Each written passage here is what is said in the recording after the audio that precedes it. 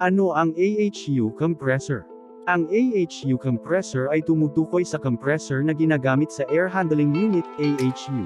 Ang AHU ay isang bahagi ng HVAC system heating, ventilation, and air conditioning, na responsable sa paghahatid ng sariwang hangin sa mga gusali o kawilihan. Ang compressor sa AHU ay ang nagpapatakbo ng refrigerant cycle sa sistemang HVAC. Ito ang nagpapalakas sa presyon ng refrigerant upang maiikot ito sa sistemang HVAC at magawa ang air conditioning process. Ang mga compressor na karaniwang ginagamit sa AHU ay ang centrifugal compressor, reciprocating compressor, at scroll compressor.